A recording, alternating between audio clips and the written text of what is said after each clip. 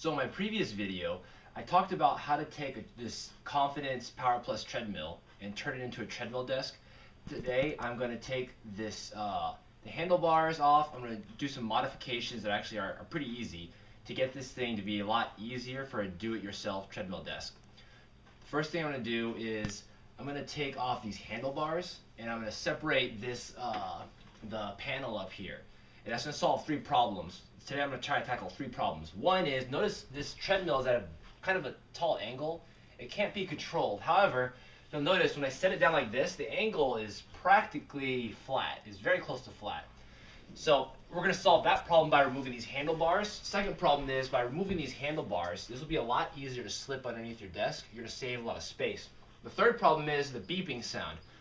I'm going to show you how to remove the speaker off of this panel, how to open it up, because that beeping is very loud. So we're going to go through all those today. Okay, so here is the back of the control panel. I'm just going to take out these screws real quick. I'm sure you know how to take out screws, so I'll just fast forward. So here I've removed all the screws, so you just simply take this out, and then this comes off pretty easily.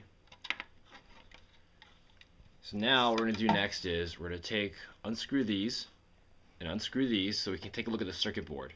And we need to disassemble some things in there. So I'm going to take those apart now. Now that we've gotten these screws off, this wire is loose. This panel, there was 5 screws earlier. This panel is now free to come off. So the ultimate goal is we're going to do two things here. We're going to take off this connector and then snake it through the bottom, so that way we can get this wire disconnected, so this panel is just freestanding. So this, sometimes depending on what model you have, there might be some glue here. You might use a utility knife to get to it. I like to use pliers because if it gets stuck, because it can be really tough to get it. The second part is, this is the speaker. If you don't like the beeping and it's very annoying, this is the guy to take off. We're going to desolder that in a minute. All you got to do is just desolder these 2 points, remove it, throw it away. That's it. So in some models, this will be really tough to get off. In my case, it was actually pretty loose. But if it's tough to get off, sometimes you get a utility knife, start cutting away in there at the glue. Or if you're not so talented, my best way to do it is you just simply get 2 pairs of pliers to keep it stable. In this case, so mine was pretty loose, so I can feel it. There we go, just like that. Now that it's out, what you want to do is you want to snake this out through the side. So if you are thinking about maybe you want to keep this, the handlebars, maybe you want to put it back together one day, you don't want to keep it disassembled. If I were you, I would attach a piece of floss right now to this, so that way when you snake it through, you can have the string over here at this end, and it still be okay to, you can still snake it back the other way eventually. Okay, so I'm just going to snake it through real easy. In my case, I know I'm not returning, so this is point of no return. And there we go. So now that it's out, now you can reattach it and it'll be freestanding. You reattach it there, it'll be a free panel. So to remove the speaker, you need a couple items. You need a soldering iron, a nice wet sponge for your soldering iron to cool it off, and some solder. So the speaker is this point and that point, these 2 points right here. Now if you have a third person and you're not very talented, I'm not very talented either, but if you have another person here, or second person I mean, a third hand that can help you, while you're soldering it down, you might have someone here pulling on this, so as soon as the solder points break, you can yank it off. Instead, I'm just going to have one finger here applying pressure to pull it out, so the moment it comes loose, it's going to come out. So hopefully I can do this in a short amount of time. So I'm going to apply the solder first.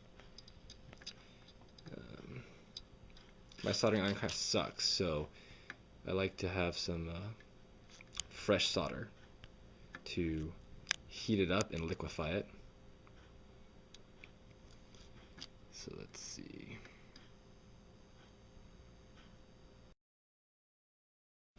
So I'm trying to melt a small piece of solder. It smells like, there we go. Got one piece.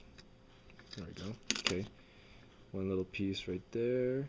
It's going to help melt everything. There. Okay. Now I got my finger there. Going to try to apply some pressure. There, it's melting.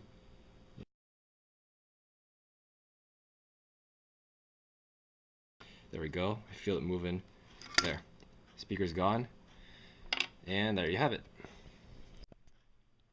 Now that the speaker's removed, we're going to reattach this, but don't forget that when you're going to reattach it, first snake it through this piece the way it was before, and you're going to screw in this bridge right here first, and then you can reattach it and put it back together the way you undid everything. Okay?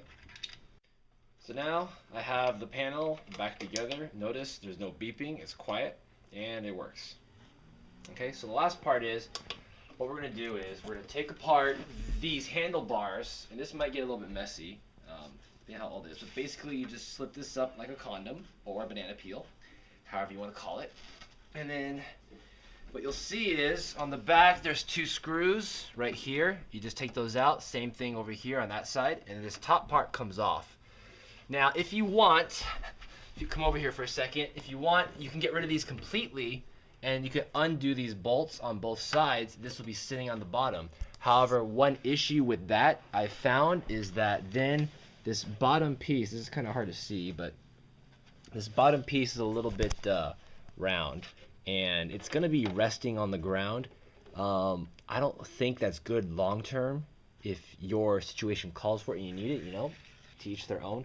I think it's better to keep this piece a little bit off the ground, so I like to keep this part of the frame here. It's a little bit ugly by having this, you know, this still exist, but you know what? It's a do-it-yourself treadmill desk. So here's the final product in my room. My room is a huge mess, and so is my desk. But you can see basically with the arm bars out of the way, I can now fit it underneath my desk.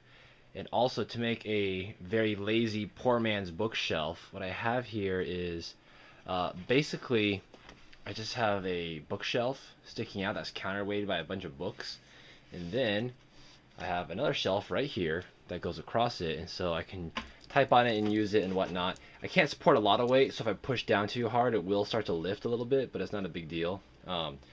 Honestly, unless you're like slamming down on it, it's okay. It's not load bearing, but it works.